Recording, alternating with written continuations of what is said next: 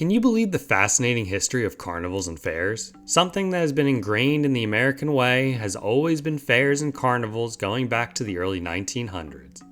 It has been part of the American way of life. The carnival or fair, as some call them, have their roots back to the medieval times when there would be agricultural fairs and festivals. But these would be at a typical time of year that would be steady.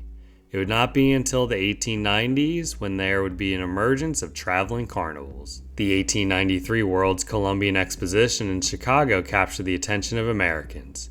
This would open eyes to the value of these American traveling carnivals. The Chicago's World Columbian Exposition, aka the Chicago World's Fair, was the main reason why people wanted traveling carnivals in the United States. This brought the concept of rides, games, chance games, shows, freak shows, and even dancers. After the success of this, it brought the opportunity to bring these traveling fairs and carnivals around the United States. Chicago's World's Fair would also have the original Ferris wheel, which popularized for fairs and carnivals. This World's Fair would also bring about the term Midway, which was popularized to denote an area that had games, rides, or attractions. Otto Schmidt was a showman from the fair that formed the Chicago Midway Pleasance Amusement Company. The company would go on tours around the Northeast United States, bringing various forms of entertainment to the U.S.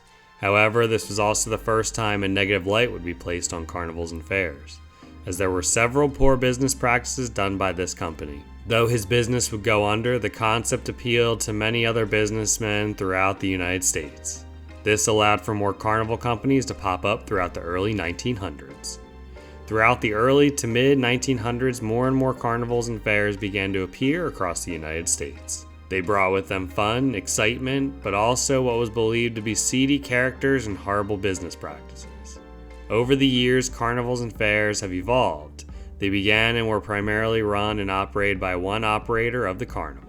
However, over time, it became more of independent contracts who own and operate multiple venues at an event.